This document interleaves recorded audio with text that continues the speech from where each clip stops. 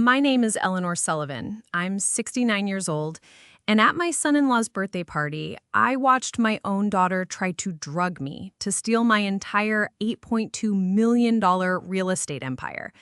They thought I was a frail, old woman they could discard, but what they got instead was a lesson in what happens when you underestimate the woman who built everything from nothing. It's a story I feel I have to share. Before I begin, I'd love to know where you're listening from. Please leave a comment and tell me what country you're in and what time it is there. It brings me a little comfort to know we're all connected, no matter the distance. Now let me tell you what happened. The silence in my living room was heavier than a winter quilt, thick and suffocating. It was the kind of quiet that follows a storm. Only this storm wore the faces of my daughter, Melissa, and her husband, Richard. They had just concluded their latest pitch, a breathless monologue of technological nonsense that felt as hollow as the last one. AI-driven logistics, Richard had chirped, his eyes gleaming with unearned confidence. Blockchain integration for supply chain transparency. It's revolutionary, Eleanor. I kept my hands folded in my lap, my teacup long since gone cold on the coaster beside me. My gaze was steady, a practice honed over decades of negotiating with difficult tenants and untrustworthy contractors. At 69, I'd learned that desperation has a certain smell, like burnt sugar and cheap cologne, and Richard was drenched in it. "So, let me see if I have this right," I said, my voice deliberately even. "After all the buzzwords, what you're asking for is another $100,000? Richard shifted his weight, the expensive tailoring of his suit looking utterly incongruous in my comfortable lived-in home. This house wasn't a showpiece. It was a sanctuary built on memories and mortgage payments I'd made myself. "It's not a loan, Eleanor," he corrected, a hint of condescension in his tone. "We're offering you a foundational stake in what is going to be the next big thing." I let out a slow breath and reached for the worn burgundy folder on the coffee table.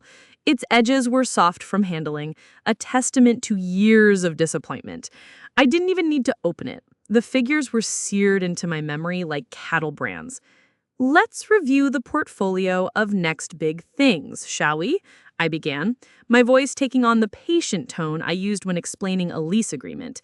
In 2018, it was a cryptocurrency mining operation. That was also revolutionary.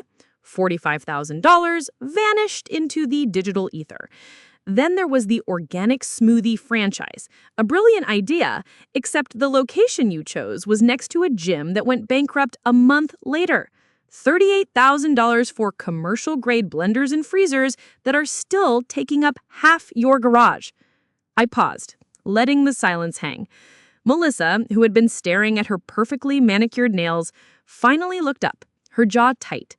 "And my personal favorite," I continued, my voice taking on the patient tone I used when explaining a lease agreement, "the imported luxury car business, a $52,000 deposit wired to a man in a country you'd never visited, a man who disappeared the day before the cars were supposedly due for delivery. That's a total of $135,000 of my money. Not invested, gone." "That's not fair, Mom." Melissa's voice was sharp, cutting through the quiet. "You always focus on the failures. Business has risks." "Then show me a success, sweetheart," I replied, my voice softening, but my words holding their ground. "Show me one investment that has returned a single dollar of profit. Show me one venture that didn't end with me writing a check to cover the losses." That was the line that broke her. The carefully constructed facade of the dutiful daughter crumbled, revealing the grasping, resentful woman beneath. "You're being selfish," she snapped, her voice rising to a shrill pitch that made my porcelain shepherdess on the mantelpiece seem to vibrate.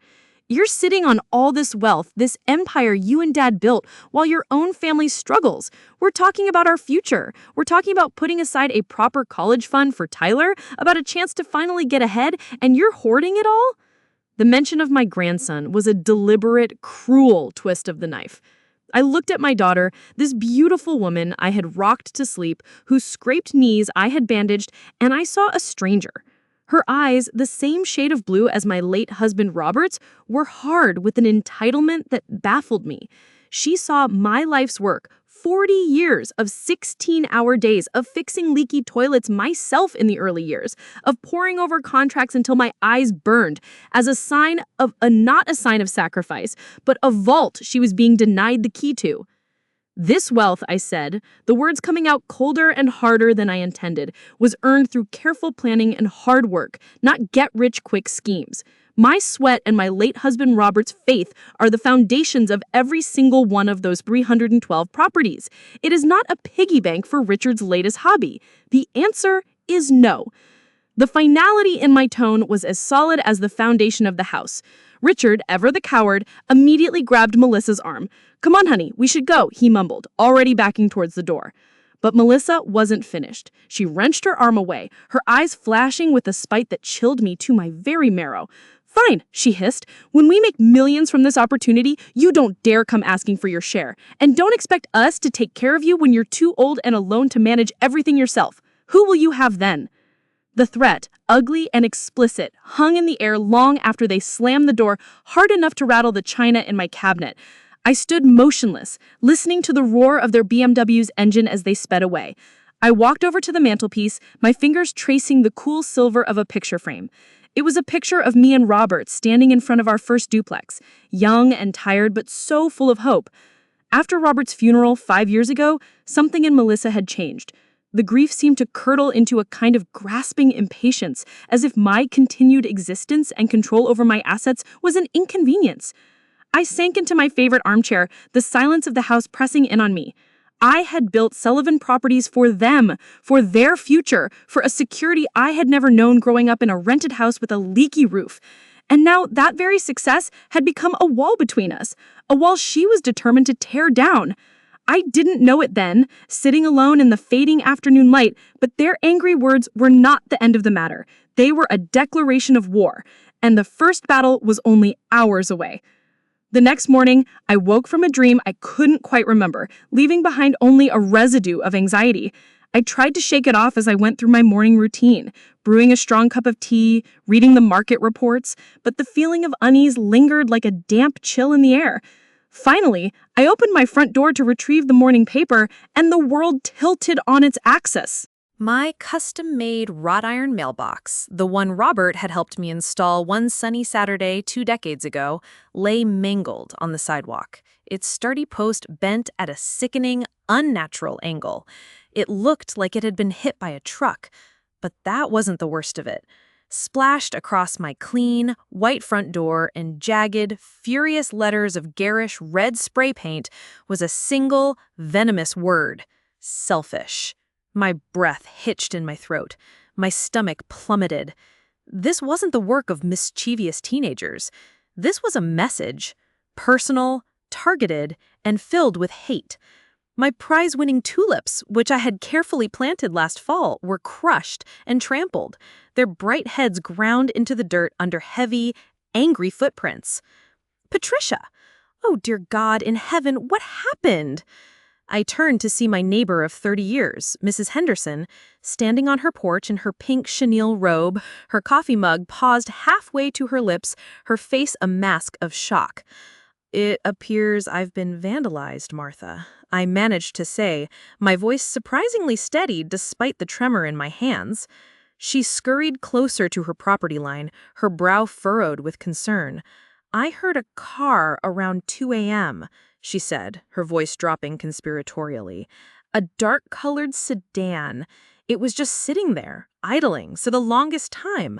I almost called the police, but then it just sped off. The engine sounded expensive, not one of those little noisy things the kids drive. An expensive, dark-colored sedan, like Richard's BMW. The pieces clicked into place with a cold, hard, sickening certainty. I thanked Martha for the information, my mind already moving past the shock and into a familiar, practical mode. I took detailed photos of the damage with my phone, documenting everything, from the broken mailbox post to the specific shade of red paint. Then I called the police. A young, competent officer arrived and took my statement. He was sympathetic, but he confirmed what I already knew. Without a direct witness or security footage, there was little they could do beyond filing a report. Have you had any recent disputes, Miss Sullivan? Business, neighbors, family? I hesitated for only a second. I had a significant disagreement with my daughter and son-in-law yesterday, I said, keeping my tone factual. The officer's expression shifted subtly. He had seen this before. He jotted it down in his notebook. The next 3 days passed in a tense, deceptive quiet. I am not a woman who sits idle. I had a handyman replace the mailbox with an even sturdier, reinforced model. The door was repainted, leaving no trace of the ugly word that had been seared into my mind. Most importantly, I called a security firm. By Thursday, my house was outfitted with a state-of-the-art system, complete with high-definition cameras covering every conceivable angle of my property. I felt a small measure of control return. Then, on Friday morning, the phone rang, the caller ID flashing a name that made my heart give a painful lurch. Melissa. Her voice when I answered was like pure honey, dripping with a warmth I hadn't heard in years. Mom? Oh, Mom, I'm so sorry, she began, the practiced contrition flowing smoothly. Richard and we were completely out of line. We were stressed about finances, and we took it out on you. It was awful and unforgivable of us. I was silent, listening, my fingers gripping the phone so tightly my knuckles were white. An apology was the last thing I expected. In her entire life, Melissa had never offered a genuine apology. She only ever offered justifications. We want to make it up to you, she continued, her voice bright and eager. It's Richard's birthday tomorrow night, and we're having a small family dinner at the Riverside Grill. Nothing fancy. Tyler has been asking and asking if his grandma could please come. He misses you terribly, Mom. There it was. The hook. The emotional bait. My grandson, Tyler. He was my Achilles heel, and she knew it. He was the one pure, uncomplicated joy in my life, a 20-year-old business major at Portland State who was grounded and kind, a throwback to a gentler generation. If he wanted me there, how could I possibly refuse? A knot of pure suspicion tightened in my gut. The timing was too perfect. The vandalism, the sudden, uncharacteristic apology, the use of Tyler as emotional leverage. It felt wrong. It felt like a trap. But a small, foolish part of me, the part that was still a mother before it was anything else, clung to a sliver of hope. What if she was sincere? What if this was a chance to mend the terrible rift? What time? I asked, my voice a carefully constructed wall of neutrality. 7 o'clock. And Mom, please don't bring a gift. Your presence is the only present we need. As I hung up the phone, I stood in my kitchen for a long time staring out the window at the new gleaming mailbox and the discreet lens of the security camera above the garage. I decided I would go, but I would go prepared. I would drive myself. I would not have more than a single small glass of wine, and I would be on my guard every single second. I would go for Tyler, but I would be watching his parents like a hawk. It was a decision that would unravel a plot so monstrous, so cold-hearted, it would test the very limits of my strength. I was walking into the lion's den, and at the time, I still had no idea just how sharp and venomous their claws truly were. The Riverside Grill was a tapestry of clinking glasses, murmured conversations, and the savory aroma of grilled steak. I handed my coat to the hostess and was led toward the back of the restaurant. My first red flag went up the moment I saw the table. This wasn't a small family dinner. The table was a long one, set for 10 people. Besides Melissa, Richard, and Tyler, there sat several other couples, their faces vaguely familiar from a long-ago company Christmas party. They were Richard's associates, a collection of sycophants and would-be dealmakers. Richard tells us you built your entire portfolio with incredible discipline, Mrs. Sullivan, said a man named Clark, his eyes a little too keen. Always paying with cash, never over-leveraging your assets. Such old-school wisdom in today's credit-driven market. My husband Robert and I believed in building on a solid foundation, I replied politely, taking a small sip of the water I had requested. The wine, however, flowed like a river.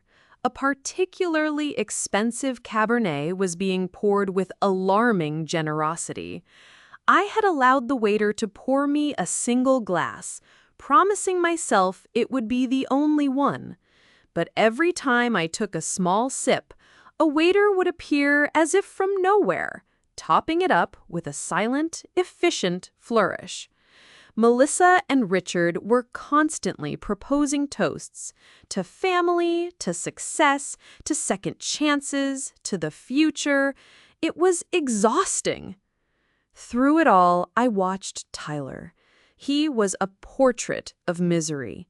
He barely touched his food, his steak growing cold on his plate. He picked at his bread roll, shredding it into a pile of crumbs. His eyes, full of a worry he couldn't quite hide, darted from his mother to the ever-full wine glass in front of me, and then to my face. He looked like a prisoner waiting for the executioner's bell to toll. Something was terribly wrong. The atmosphere was thick with unspoken intentions. I felt a growing sense of unease, a prickling on my skin that had nothing to do with the temperature of the room. I needed to clear my head, to escape the cloying performance for a moment.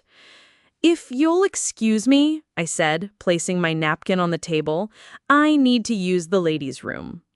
The short walk was a reprieve. I splashed cold water on my face, looking at my reflection in the ornate mirror. My eyes looked tired, but they were clear and alert.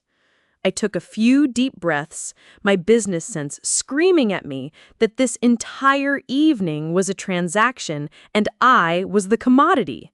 I had to stay sharp. As I was walking back, the layout of the restaurant gave me a clear, unobstructed view of our table from about 30 feet away. It was a slightly elevated angle, looking down. Most of the guests were distracted, laughing at a joke Richard had just told. And that's when I saw it. The moment that would burn itself into my memory forever. Melissa thought no one was watching her. Her back was partially to me, but I could see her hand move with a swift, furtive stealth that spoke of practice. She quickly took a tiny clear glass vial from the designer purse at her feet. With a flick of her thumb, she uncapped it. Then, leaning forward as if to adjust her napkin, she tilted the vial over my wine glass, the one the waiter had just refilled to the brim. My blood ran cold. The air left my lungs. It wasn't just a suspicion. It wasn't a paranoid fantasy. It was a fact, unfolding in horrifying, undeniable clarity before my very eyes.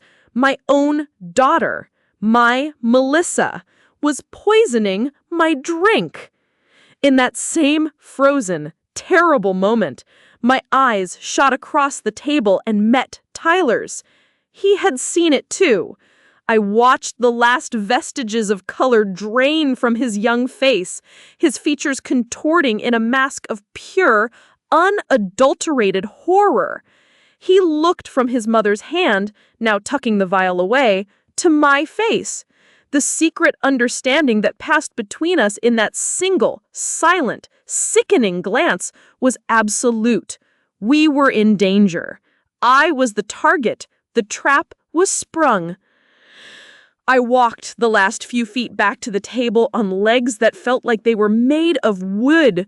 My heart was a frantic drum against my ribs, but my face, I prayed, was a serene mask. I sat down, my hands in my lap, to hide their trembling. I couldn't speak. My mind was racing, trying to process the monstrous, unthinkable reality. Tyler acted first. His chair scraped against the floor as he pushed it back, his knuckles white where he gripped the edge of the table. "Grandma, I need some fresh air. It's warm in here. Could you walk with me? Please." His plea was so urgent, so raw with the terror he could no longer conceal, that it silenced The entire table. Melissa's cheerful hostess facade immediately cracked, revealing the frantic panic beneath. "Tyler, what's wrong?" she demanded, her voice sharp. "We haven't even had the birthday cake yet. Don't be rude."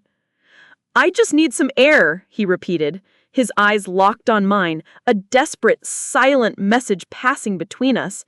"It's too warm in here."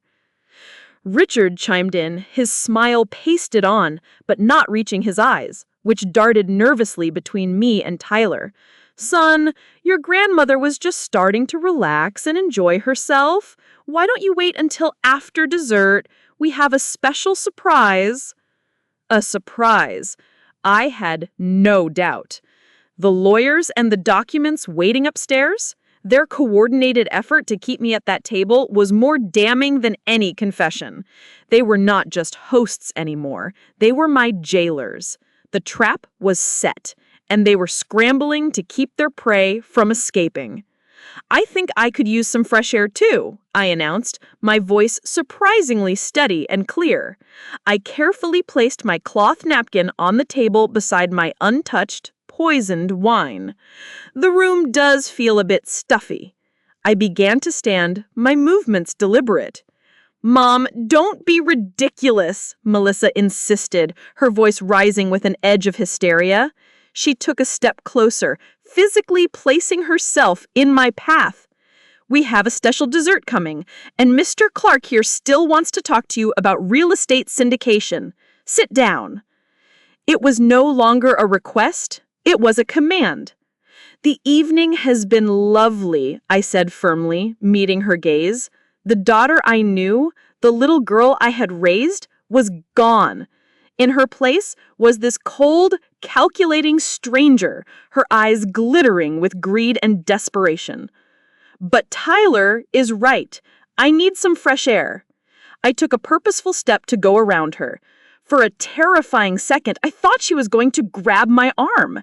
Her hand twitched, her fingers crooking into a claw. But Tyler was there in an instant, a silent shield, placing himself protectively between his mother and me. He took my elbow, his touch firm and grounding. "We'll be right back," he lied smoothly, guiding me away from the table.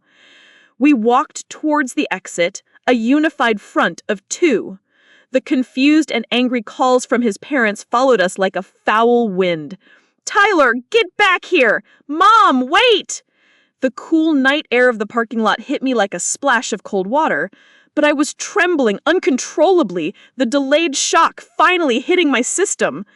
Tyler didn't let go of my arm. He hurried me across the asphalt, moving quickly away from the restaurant's large windows and the prying eyes within. His grip was the only thing keeping me upright. "Grandma, we have to get you out of here fast," he whispered, his voice shaking with the residual horror of what he had witnessed. He pulled out his phone, his fingers fumbling as he tried to open a ride-sharing app. "I'm calling you a taxi. You can't go back in there. Not ever." "Tyler," I gasped, leaning against the cold metal of a parked USV. My legs felt like they were about to give out. "What was in that vial? What did she put in my drink?" He looked back toward the restaurant, his face pale under the orange glow of the parking lot lights.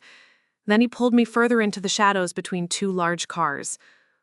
"I don't know the name of it, Grandma," he said, his voice cracking with emotion.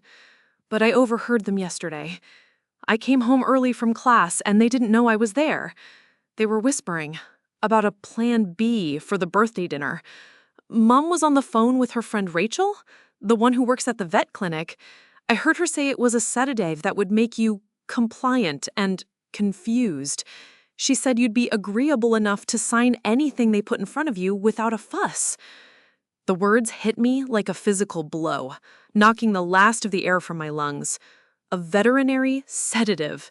They were planning to drug me like an animal to be put down. Sign what, Tyler? What were they planning to make me sign? His young face, usually so full of life and optimism, was grim with a knowledge no 20-year-old should ever possess. "There are lawyers upstairs, Grandma, in a private dining room Dad reserved for after dinner. He told his colleagues you wanted to discuss business opportunities in a quieter setting. They have documents, transfer papers for Sullivan Properties. I heard them talking about it. They were going to get you muddled on the wine and the drug, then take you upstairs in front of their witnesses, who would later testify that you were perfectly lucid and willing. They wanted you to sign over controlling interest of the entire company to Dad, with Mom as the backup trustee. I felt physically sick. The sheer scale of the betrayal, its cold, premeditated cruelty was breathtaking. This wasn't a desperate, spur-of-the-moment grab for cash. This was a sophisticated, multi-layered conspiracy to steal my life's work, my legacy, my entire identity. A taxi pulled into the lot then, its headlights sweeping across us. Tyler waved it over frantically, his relief palpable.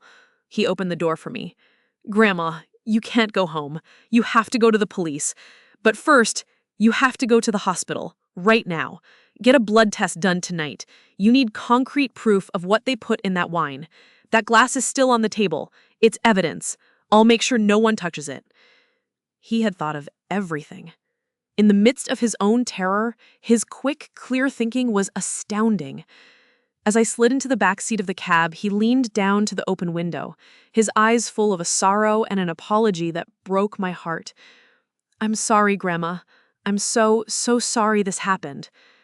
"You have nothing to be sorry for," I whispered, my voice thick with emotion. "You saved me, Tyler. You saved everything." As the taxi pulled away, I looked back through the rear window and saw him standing there, a lone, heroic figure walking slowly back toward the restaurant to face the wrath of the family he had just defied to save me. The drive to the hospital was a surreal blur. The city lights smeared past the window, but I saw none of them. I was trapped in the horror of the last hour, my mind replaying the image of those clear drops falling into the wine. My life, as I knew it, had just ended, and a new, terrifying chapter was about to begin. The taxi driver kept glancing at me in the rearview mirror, his brow furrowed with concern. "You all right back there, ma'am? You look white as a sheet." My voice, when it came, was a reedy whisper that sounded like someone else. "Legacy Emmanuel Hospital, please. The emergency room entrance." The drive felt both instantaneous and eternal. The city lights of Portland smeared past the window in watery streaks, but I saw none of them. My mind was a maelstrom of shock, grief, and a rising cold fury. I didn't call 911 from the car. I knew, with the clarity of a lifelong businesswoman, that I needed to present my case to the authorities with a calm head backed by irrefutable medical evidence. An emotional, hysterical phone call would not serve me. Hard facts would. The emergency room was a cacophony of controlled chaos, an island of harsh fluorescent lights, and the antiseptic smell of fear. I walked to the check-in desk, my first clutched in my hand like a shield. I explained the situation to a triage nurse, a woman with tired, kind eyes who listened without a flicker of judgment on her face. "I believe my daughter attempted to drug me at a restaurant less than an hour ago. I need a blood test to confirm the substance. It's a matter for the police." The gravity of my statement cut through the usual ER bureaucracy. They drew my blood quickly, the small prick of the needle a minor insult compared to the gaping wound that had been torn in my heart. While I waited, a police officer arrived. He introduced himself as Detective Miller, a tall, solid man whose calm professional demeanor was immensely reassuring. He had been dispatched after the restaurant manager, prompted by a frantic Tyler, had called 911. I sat on the crinkly paper of the examination bed and recounted the evening's events, from the odd, probing questions about my business to the horrifying moment I saw Melissa poison my drink. He took detailed notes, his expression becoming increasingly grim. He told me that Richard had been arrested at the restaurant for disorderly conduct after becoming belligerent when questioned.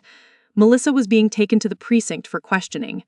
Tyler, true to his word, had pointed out the tainted wine glass, which was now in an evidence bag on its way to the crime lab. An hour later, which felt like a lifetime, the emergency room doctor came back with a clipboard. He was a young man, but his eyes were serious. He looked at me over the top of his glasses. "Well, Mrs. Sullivan, your instincts were correct. Your blood tested positive for a significant amount of acepromazine." "What is that exactly?" I asked, my voice hollow. It's a phenothiazine tranquilizer, he said gently, avoiding the more common term. It's a sedative. In the dosage you were given, it would have induced confusion, profound drowsiness, and high suggestibility within the hour. You were very, very wise to leave when you did. The clinical confirmation was a cold spike of validation in my heart. It was real. All of it. I wasn't paranoid. I wasn't mistaken. Detective Miller looked at the report and his jaw tightened.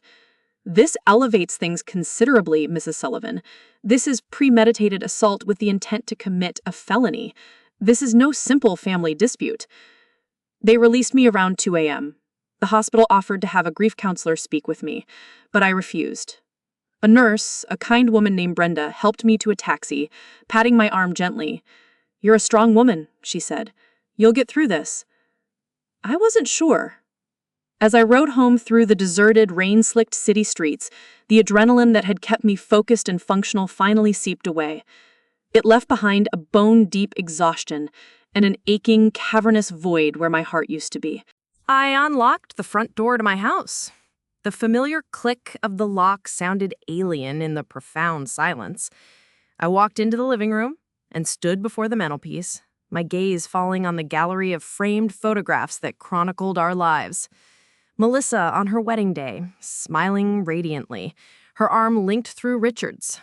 Melissa holding a newborn Tyler, her face soft and glowing with a mother's fierce love. My family, my life's work, not in property, but in love. And for the first time that night, I allowed myself to break. I sank into my favorite armchair, the one Robert and I had picked out together, and the tears I had been holding back in a dam of shock and resolve finally burst free. They weren't tears of anger, not yet. They were tears of pure, shattering grief. Deep, racking sobs shook my entire body. For the daughter I had lost, for the trust that had been irrevocably incinerated, for the love that had been twisted into a monstrous weapon against me. I was mourning the death of my family. It felt more final, more absolute than any funeral. I cried until I was empty, until my throat was raw and my eyes were swollen shut. I sat there in the dark for what felt like hours, the silence of the house a hollow echo of the silence in my soul. I wandered from room to room, touching the relics of a life that now felt like a lie. Her childhood bedroom, the pencil marks on the doorframe marking her height, her high school diploma in its proud frame. But as the first pale, gray light of dawn began to streak the sky, something inside me shifted. The grief, cold and heavy as a block of granite, began to burn. The sorrow began to sharpen into a point. The tears dried, and in their place, a cold, hard, crystalline resolve began to form. They had not just tried to steal my money, they had tried to steal my mind, my free will, my dignity. They had mistaken my love for weakness and my age for incompetence. They had treated me not as a mother, but as an obstacle to be removed. I stood up from the armchair, my back straight, my hands clenched into fists at my sides. The grieving was over. The fight was just beginning. They had started a war with Eleanor Sullivan. They were about to discover, to their profound and everlasting regret, just how badly they had miscalculated. Monday morning dawned crisp and clear, a mockery of the storm raging inside me. I had not slept. Sleep was a luxury I couldn't afford. Instead, I had sat at my large oak dining room table, a fortress of documents spread before me.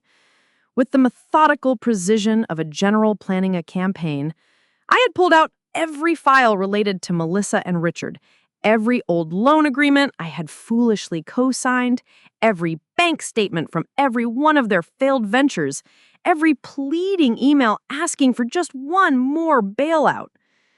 When the sun was fully up, I didn't call a friend to cry on their shoulder. I called my longtime business contact, Harold Martinez, a man who had been my friendly competitor in Portland's real estate market for 30 years. "Harold," I said, my voice devoid of its usual warmth, "it's Patricia Sullivan. I need the name of the best, most ruthless family law and financial crimes lawyer in the city.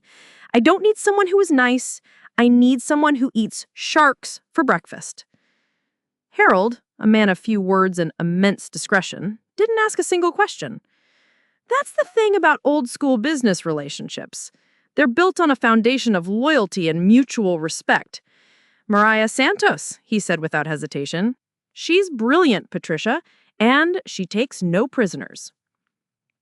I had an appointment in her downtown office that afternoon. The office was on the 30th floor with a panoramic view of the Willamette River.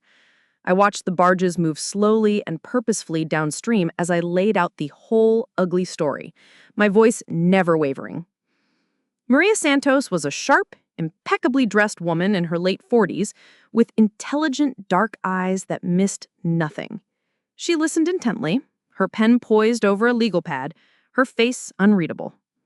When I finished, detailing everything from the vandalism to the veterinary sedative, she was silent for a long moment, her gaze fixed on the river below. Then she did something that surprised me. She looked directly at me, her professional veneer softening just a fraction. "My mother," she began, her voice quiet but intense, "was a high school history teacher. She saved her whole life. Every spare dollar went into her retirement account. After my father passed, her financial advisor, a man from her church, a man she trusted like a son, convinced her to move everything into a once-in-a-lifetime real estate development fund. It was a sham. He drained her accounts dry." She paused, her jaw tightening almost imperceptibly. "She lost everything. She never recovered from the shame of it. She passed away 2 years later believing she was a fool for trusting him. I became a lawyer, Mrs. Sullivan, so that what happened to my mother would never, ever happen to another woman on my watch. So yes, I will take your case, and I promise you we will not just defend you, we will dismantle them." In that moment, an alliance was forged. It was a bond that went deeper than her professional salary or my billable hours. It was a partnership fueled by a shared, righteous anger and an unshakable thirst for justice.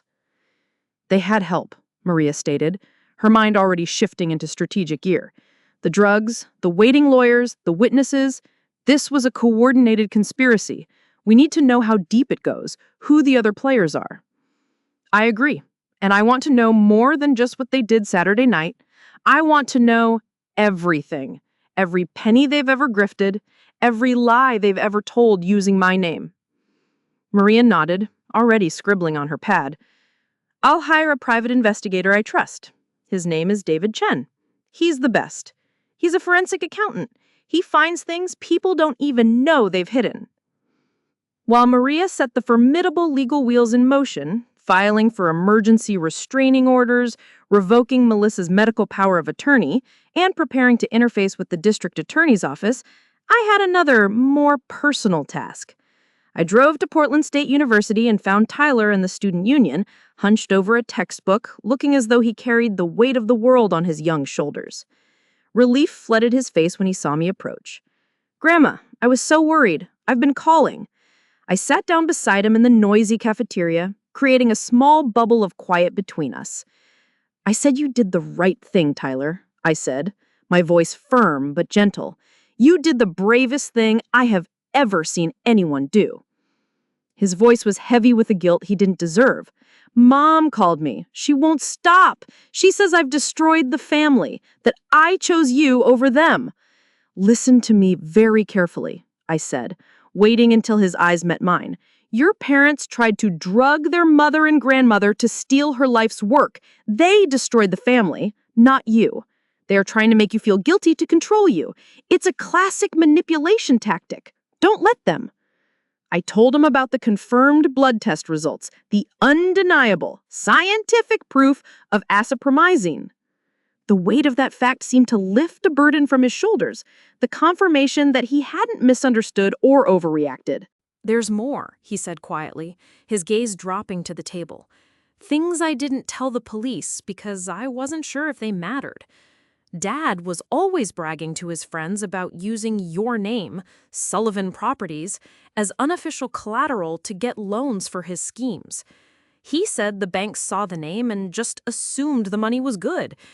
And Mom, she works with a lot of elderly clients at her financial firm. I once heard her on the phone with a friend, laughing about how easy it was to rebalance their portfolios because they never read the fine print. The information was chilling, slotting into place with the other pieces of the puzzle. It painted a picture far darker, far more predatory than I had imagined. This wasn't just about me. This was a pattern, a lifestyle built on deceit. I told Tyler about Maria, the private investigator, and our plan to uncover everything. A new light came into his eyes then, a grim satisfaction replacing the guilt. He had chosen a side. He had chosen integrity. And in doing so, he had just become the most important witness in the fight for justice. The next week was a blur of legal strategy and covert investigation.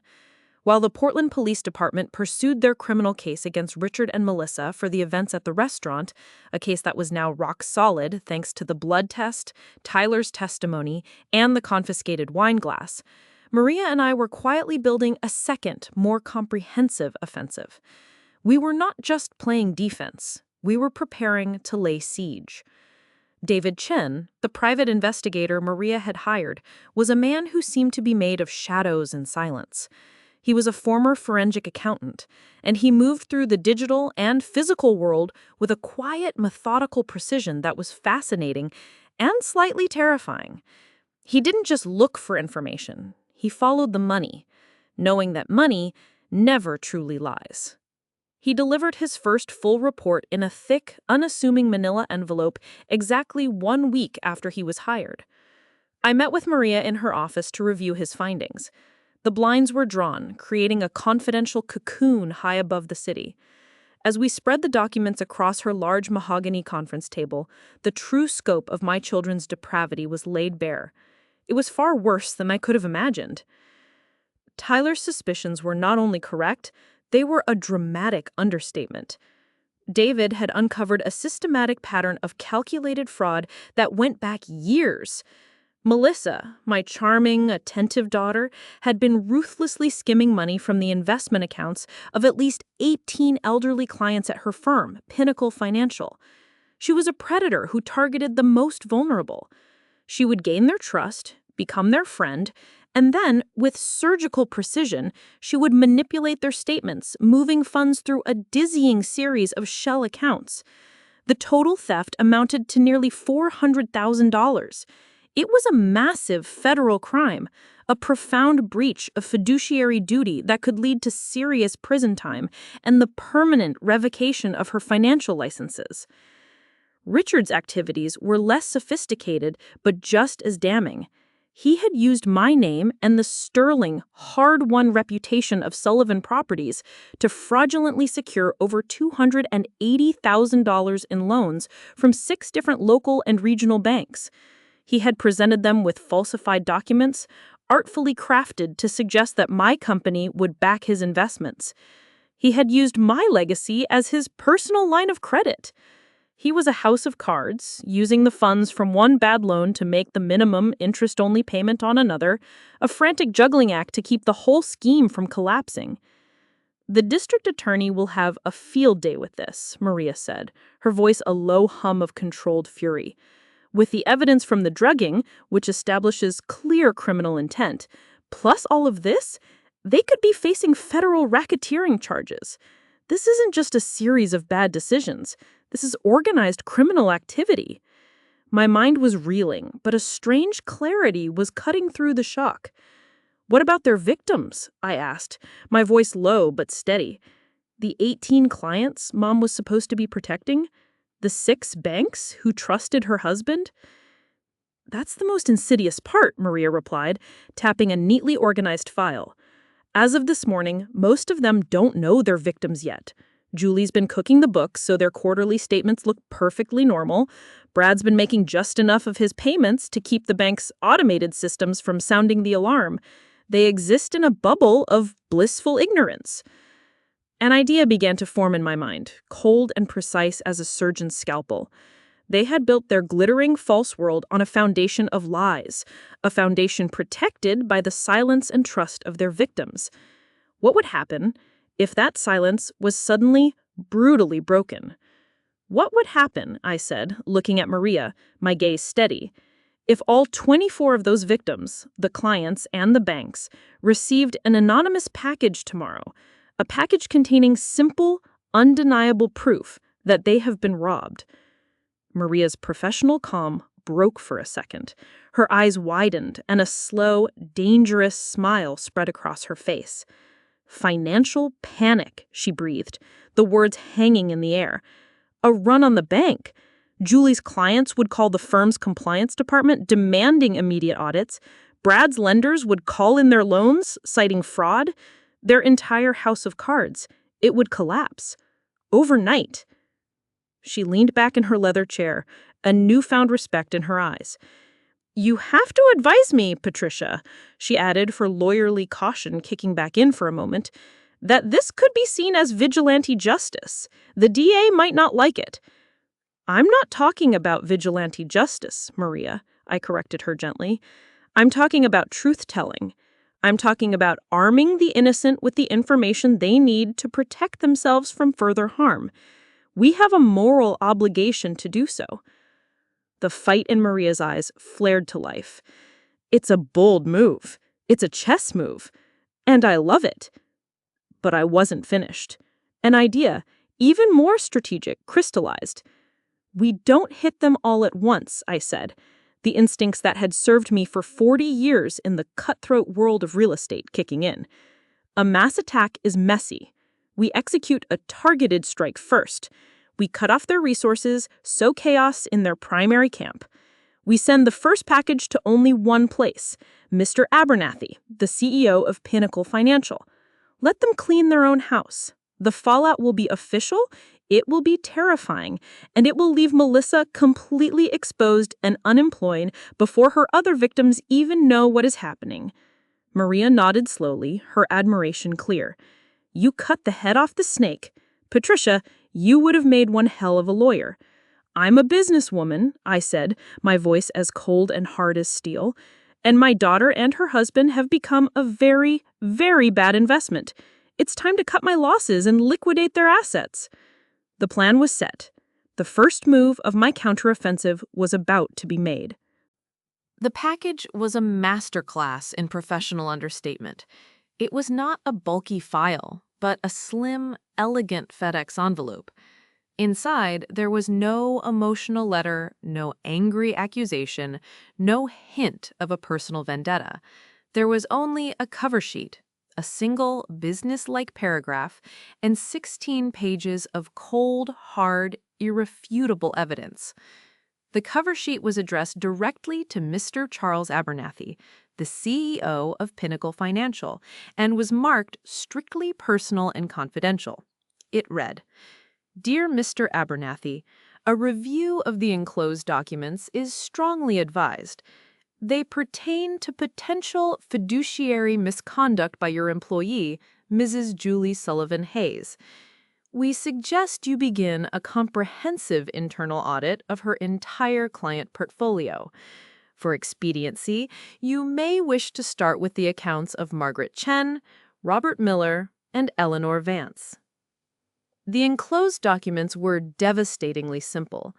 Copies of bank transfers from the victims' accounts, manipulated account statements that Melissa had provided them, and the real, corresponding statements David Chen had procured, showing the glaring discrepancies.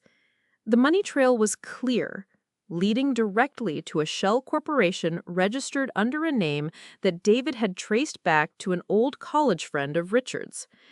The package was delivered by a bonded courier to Pinnacle Financial's headquarters in downtown Cortland at 9:05 a.m. on a Wednesday. And then we waited. The silence that followed was the most nerve-wracking part of the entire ordeal. It lasted for 24 hours. It was the quiet of a fuse burning, the stillness before a detonation.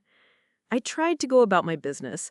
I visited a property in Beaverton to approve a new roof installation. I took calls from tenants about leaky faucets and noisy neighbors, but my mind was elsewhere.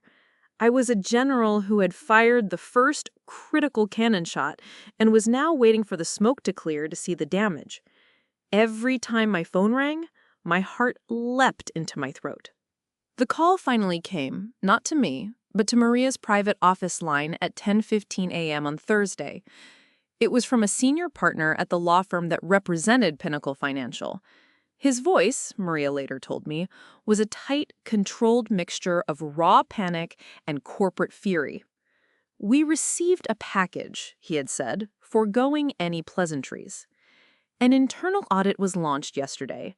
The initial findings, they are catastrophic. He explained that they had immediately and quietly frozen all Melissa's trading permissions and system access. The audit team had worked through the night. The scheme, he said, was deeper, more intricate, and involved more clients than our package had even suggested. They were facing a regulatory nightmare. At precisely 3 p.m. that afternoon, two stern-faced individuals from Pinnacle's corporate security division walked onto the floor of the branch where Melissa worked. They were large men in dark suits, and they moved with an unnerving purpose.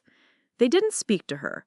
They simply stood, arms crossed, on either side of her desk, as her branch manager, a man she had lunch with every week, read from a prepared statement, informing her that she was being suspended indefinitely pending a full investigation into gross misconduct. Her colleagues, people she had worked with for years, stared in stunned silence. She was instructed to gather her personal belongings. She was not allowed to touch her computer. One of the security men handed her a small cardboard box. She was then escorted from the building, a perp walk in slow motion, her face a mask of disbelief and humiliation. The automatic glass doors slid shut behind her, her career of lies and theft over in an instant. Tyler called me that evening. His voice was a strained whisper, the sound of a young man caught in a terrible crossfire. "Grandma, something's happened. Mom came home this afternoon. She was a wreck. She was crying and screaming, saying her boss fired her, that someone at work must have set her up. Dad's been on the phone with his lawyer all night. They're going crazy, yelling at each other. They're in a total panic." "I know, Tyler," I said, my voice a calm anchor in his storm. "I need you to listen to me. Stay in your room. Stay out of it. This is their storm to weather, not yours." "They're blaming you," he said, his voice cracking. "They found out you hired a lawyer. They're saying you're trying to destroy them." "They are confusing consequences with persecution," I replied, the words coming out cold and clear. "I simply made sure her employers knew the truth about the risks she posed to their company and their clients. What they chose to do with that truth was their own business decision." With Melissa's professional life in ruins, her reputation shattered, and her access to funds completely severed, it was time for phase 2. The following morning, 18 more packages went out via courier. These were addressed directly to the elderly clients Melissa had been systematically stealing from. Each package was personally tailored, containing copies of their own doctored statements next to the real, damning bank records David Chen had procured. A simple, highlighted line showed exactly how much money had been taken from their life savings, and when. The reaction was immediate, a heartbreaking chorus of fear and outrage. Maria's office began receiving calls from frightened and furious seniors, their voices trembling with disbelief. One of them was Margaret Chen, a retired teacher with a gentle voice who had lost nearly $30,000. "I trusted her, Miss Santos." Margaret's voice trembled over the speakerphone in Maria's office. "She was so kind. She always asked about my grandchildren. She reminded me of my own daughter." The predatory nature of Melissa's crimes was laid bare. She hadn't targeted the savvy or the wealthy. She had targeted the vulnerable, the trusting, the lonely, the people who saw a kind face and believed the lies it told. She had weaponized her charm against the helpless. But they weren't helpless anymore. Armed with the truth, they were organizing. They were calling each other, comparing notes. They were filing police reports. They were contacting the district attorney's office, which was now inundated with new complaints against Melissa Hayes. They were forming a united front of victims, a citizens' army demanding justice. The serpent's head had been cut off, and now its body was beginning to thrash and die in a frenzy of its own making. Richard and his fraudulent loans were next. With Melissa's world reduced to rubble, it was time to address Richard's carefully constructed web of deceit. On Monday morning, 6 final packages went out. They were not sent to Richard. They were sent to the heads of the commercial loan departments at the 6 different financial institutions he had defrauded. The contents of these packages were, again, brutally simple and professional. Each package contained a copy of the fraudulent loan application Richard had submitted to their bank, complete with the falsified documents suggesting Sullivan Properties as a guarantor. Behind that, we included copies of the loan agreements from the other 5 institutions. It laid out the entire Ponzi-like scheme in stark black and white, showing each bank that they were not the sole valued lender for a promising new venture, but merely one of 6 suckers in a daisy chain of fraudulent debt. This time, there was no slow burn, no 24-hour fuse. The explosion was instantaneous. By Tuesday afternoon, Richard's phone began to ring and it didn't stop. It was a cacophony of fury from angry bank executives, compliance officers, and in-house lawyers. The calls were not polite. They were blunt, brutal demands for immediate and full repayment of the outstanding $280,000, citing material misrepresentation and fraud. Legal action was not threatened, it was promised. The frantic juggling act he had maintained for years, using money from one bad loan to make the minimum payment on another, came to a sudden, catastrophic end. All 6 banks called in their loans at once. The final pieces of their glittering, hollow lives were dismantled with a swift and terrible efficiency. The criminal case against them for the drugging at the restaurant was now bolstered by dozens of new, serious charges for financial fraud, wire fraud, and embezzlement. The district attorney, sensing a high-profile slam-dunk case, consolidated the charges. Faced with a mountain of irrefutable evidence and a growing line of credible, sympathetic victims waiting to testify against them, their lawyers gave them the only advice they could: take a plea deal or face a trial that would put them away for decades. 2 weeks later, Maria called me with the final outcome. I didn't need to read it in the newspaper. Melissa pleaded guilty to multiple counts of elder fraud and was sentenced to 5 years in a federal correctional facility. Richard, for his part in the conspiracy and for multiple counts of loan fraud, received 3 years. They were ordered to pay restitution totaling nearly $700,000, money they didn't have and would likely never earn in their lifetimes. The accomplices were swept up as well. Rachel Morrison, the friend from the vet clinic, lost her veterinary technician license and faced charges for illegal distribution of controlled substances.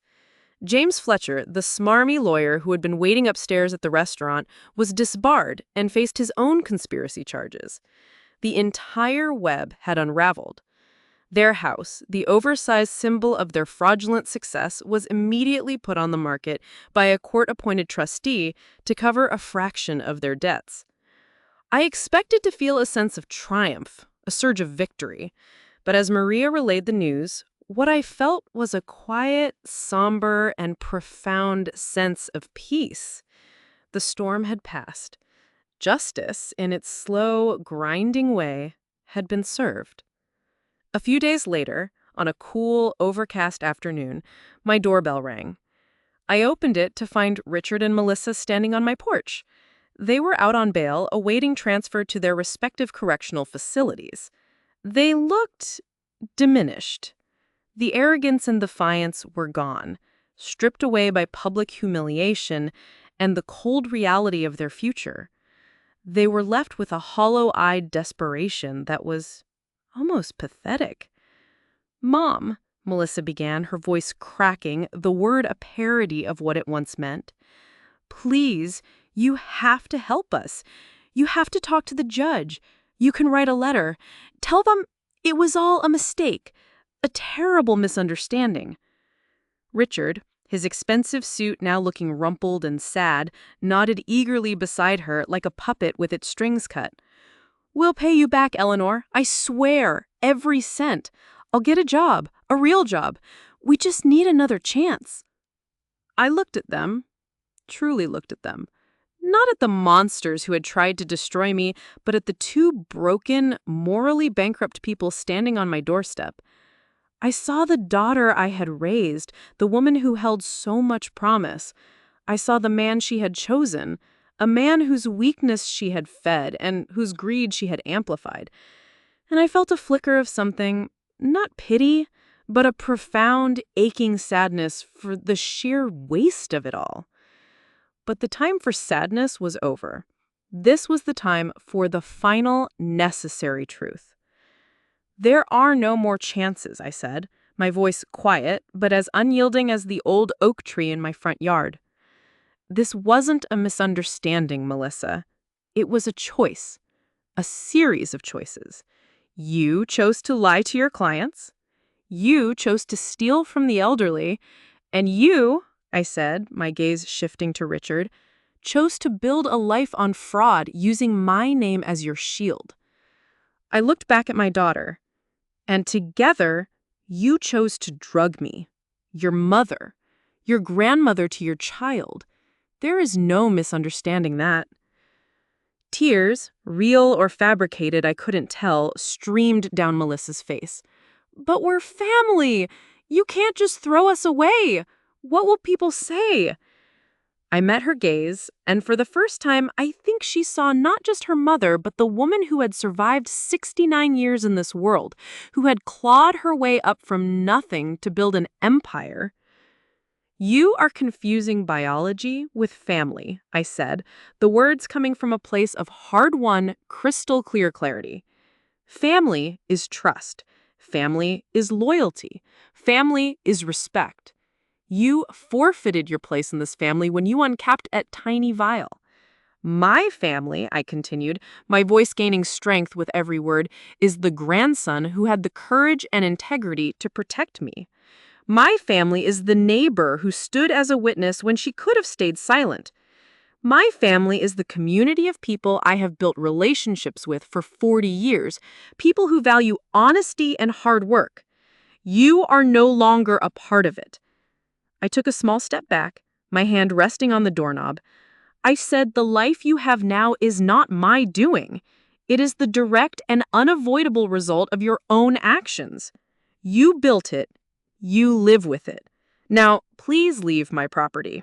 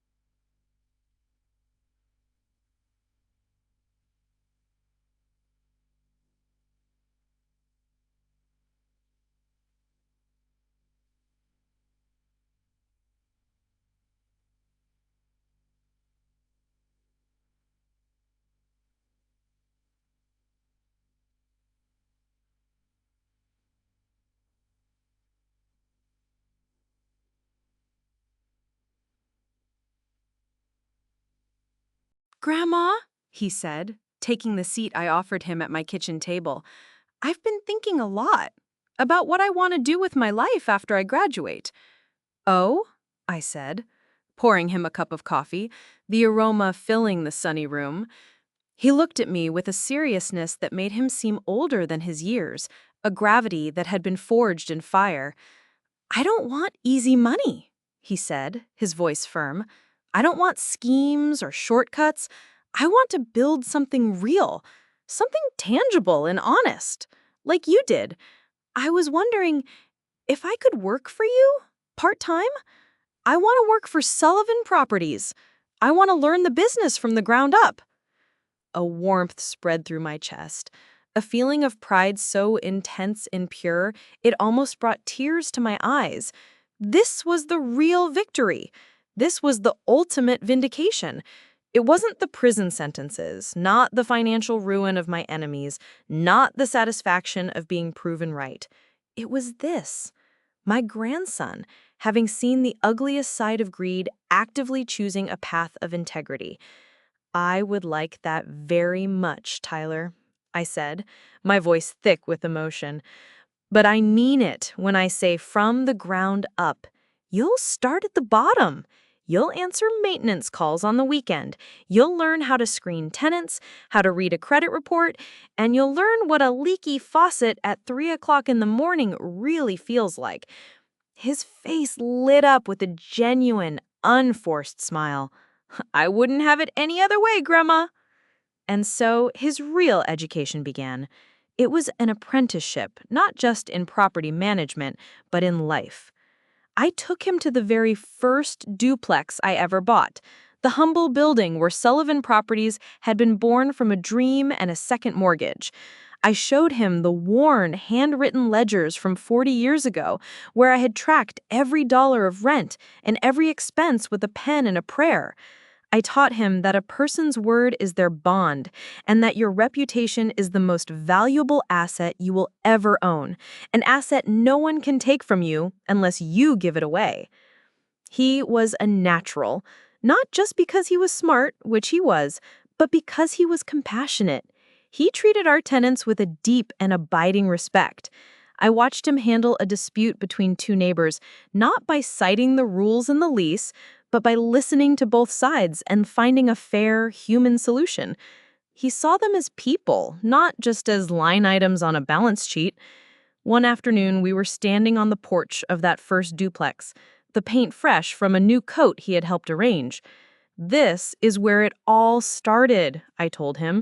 The nostalgia, a warm, pleasant feeling, one property, one honest transaction at a time. It's not as fast or as glamorous as a tech startup, but it's real. It provides shelter, and it lasts. He looked at the building, then at me, his eyes shining with an unshed emotion. Grandma, I promise I will never, ever let you down like they did. I know you won't, sweetheart, I said, putting my arm around his sturdy shoulders. You already proved who you are when it mattered most. You are built of better things. As we stood there in the late afternoon sun, I finally understood the true meaning of inheritance. It wasn't about passing down money or property or a portfolio. It was about passing down values. It was about entrusting a legacy of integrity to the next generation. The empire I had built was finally secure, not because it was worth millions, but because it was going to be in the hands of someone who understood its true, unshakable foundation: honesty, hard work, and the simple and profound dignity of a promise kept. My story had a painful, ugly chapter, a chapter of betrayal that nearly broke me, but it wasn't the end of my book. It was the fiery crucible that forged the beginning of a new legacy, one built not on the fragile, glittering lies of greed, but on the solid ground of truth. And in that, I found a piece more valuable than any fortune.